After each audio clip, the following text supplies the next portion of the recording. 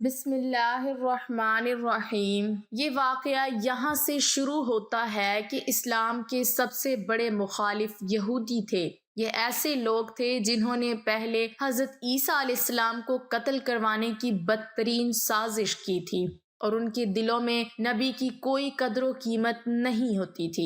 یہ نبی کو عام انسان کی طرح سمجھتے تھے اور پہلے اپنے نبیوں کو قتل بھی کر دیا کرتے تھے۔ اسی لیے یہ حضرت محمد صلی اللہ علیہ وسلم کی بھی سخت مخالفت کرنے لگے اور طرح طرح سے آپ کے خلاف پروپیگنڈا کرنے لگے۔ قرآن مجید میں ان لوگوں کی اذیتیں اور پروپیگنڈوں کا ذکر بار بار موجود ہے۔ یہ حدیبیہ سے واپسی کے موقع پر واقعہ پیش آیا کہ بہت سارے یہودی اکٹھے ہو کر لبید بن عاصم کے پاس گئے کہ یہ بھی ایک یہودی تھا اور ماہر جادوگر تھا۔ اس کا پورا خاندان، اس کے بہن بھائی بھی جادوگر تھے۔ انہوں نے دیکھا کہ لبید ایک نوجوان شخص ہے جو یہودی بھی ہے، سمجھدار بھی ہے اور طاقتور بھی ہے۔ اس کے ذمے لگایا کہ محمد صلی اللہ علیہ وسلم جو نبوت کے دعوے دار ہیں، انہوں نے ہم سب پر جادو کر رکھا ہے اور ہمارے نوجوانوں کو یرغمال بناتے ہیں، ان کے اوپر جادو کرتے ہیں۔ افسوس کی بات یہ ہے کہ ہم ان پر جب بھی جادو کرنے کی کوشش کریں تو وہ ہمارے اوپر الٹ ہو جاتا ہے،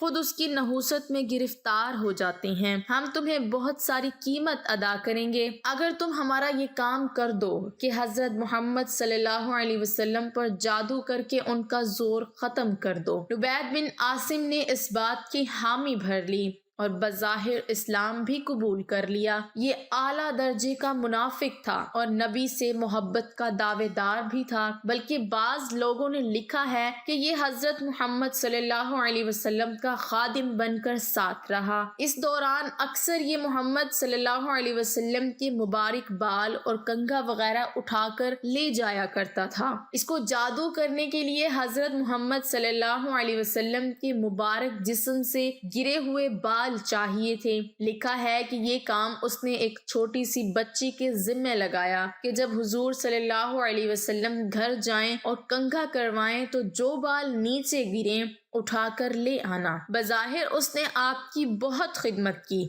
پھر اچانک وہ گم ہو گیا اور اپنی بہنوں کے ساتھ مل کر جادو کا عمل شروع کر دیا۔ جب جادو کا عمل مکمل ہو گیا تو آپ صلی اللہ علیہ وسلم پر کبھی کبھی اثر ہوتا، مگر یہ کوئی خاص نہیں تھا بلکہ تھوڑی سی دیر کے لیے ہوتا تھا۔ اس سارے عمل میں نبوت کے فرائض میں کوئی کمی یا کوتاہی پیش نہیں آئی، حتیٰ کہ جادو عروج پر پہنچ گیا اور آپ صلی اللہ علیہ وسلم کو محسوس ہوتا کہ کسی زوجہ مطہرہ کے پاس گئے ہیں، مگر آپ اس کے پاس نہیں گئے ہوتے۔ اس طرح کسی کام کے بارے میں آپ کو محسوس ہوتا کہ آپ نے وہ کام کر لیا ہے، مگر حقیقت میں نہیں کیا ہوتا تھا۔ اس دوران کوئی غلط بات آپ کے منہ سے نہ نکلی اور نہ ہی دعوت و تبلیغ میں کوئی فرق آیا، بلکہ دنیاوی کام جیسے روزمرہ کے ہوتے ہیں ان میں بھی کبھی بھی تردد پیدا ہو جاتا۔ جب اثر بڑھنے لگا تو آپ صلی اللہ علیہ وسلم کافی بیمار ہو گئے اور ایک روز آپ نے خواب میں دیکھا کہ دو شخص آپ سے ملنے آئے، ایک پاؤں کی جانب بیٹھا تھا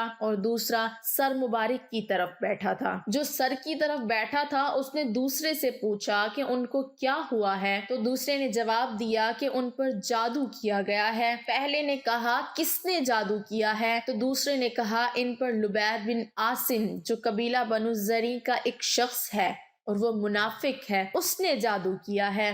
پہلے شخص نے پوچھا کس چیز میں جادو کیا ہے، دوسرے نے بتایا کہ کنگھی اور بالوں میں۔ پہلے نے پوچھا اچھا یہ کنگھی اور بال کہاں رکھے ہیں، تو دوسرے نے بتایا کہ نر کھجور کے درخت کی چھال کے اندر، پتھر کی چٹان کے تلے، زربان کے کنویں میں۔ آپ جب اس خواب میں بیدار ہوئے تو خوشی کے لہجے میں حضرت عائشہ صدیقہ رضی اللہ تعالی عنہا سے فرمایا کہ میں جو چیز معلوم کرنا چاہتا تھا وہ مجھے اللہ تعالیٰ نے بیان کر دی ہے، یعنی جادو اور بیماری کا مسئلہ جو تشویش کا باعث تھا، وہ تشویش اب ختم ہو گئی۔ چنانچہ آپ صلی اللہ علیہ وسلم اس کنویں کے پاس تشریف لائے۔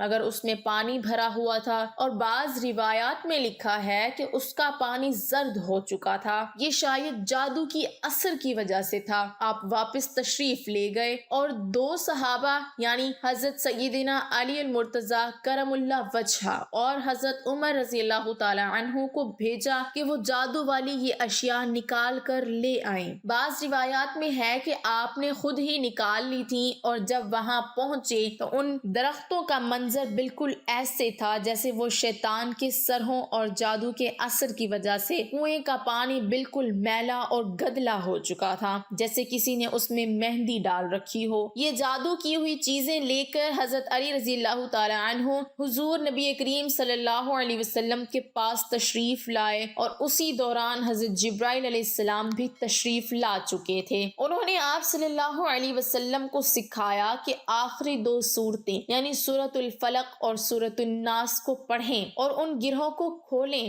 چنانچہ آپ صلی اللہ علیہ وسلم ایک آیت پڑھتے اور ایک گرہ کھولتے، پھر ایک آیت تلاوت فرماتے اور ایک گرہ کھولتے۔ جیسے جیسے گرہ کھلتی جاتی تو آپ اپنی طبیعت میں تخفیف محسوس کرتے، جیسے کچھ بوجھ کم ہو گیا ہو، حتیٰ کہ جب جادو کا مکمل اثر ختم ہو گیا تو آپ ایسے کھڑے ہو گئے جیسے کوئی شخص ایک بندھن سے اور بڑے بوجھ سے آزاد ہو جاتا ہے۔ تو اسی طرح اللہ تعالیٰ نے آپ کو شفا عطا فرمائی اور آپ مکمل صحت یاب ہو گئے۔ لکھا ہے کہ وہی یہودی یعنی اس کے بعد بھی آپ کی خدمت میں آیا کرتا تھا، مگر آپ نے کبھی بھی اس کو شرمندہ نہیں کیا اور اس کے سامنے کسی چیز کا تذکرہ نہیں کیا، حتیٰ کہ مرتے دم تک یہ شخص آپ کی خدمت میں آتا رہا۔ بعض روایات میں آتا ہے کہ آپ صلی اللہ علیہ وسلم نے وہ چیزیں نکالنے سے منع فرمایا تھا۔ اس کا مطلب یہ ہے کہ آپ نے ان چیزوں کو کسی کو دکھانے سے منع کیا تھا۔ جب جادو کا اثر ختم ہو گیا تو ان چیزوں کو فوراً زائل کر دیا گیا۔ آپ سے کسی شخص نے کہا کہ آپ ان چیزوں کو ظاہر کریں تاکہ لوگوں کو ان یہودیوں کی اصلیت کا چہرہ معلوم ہو سکے،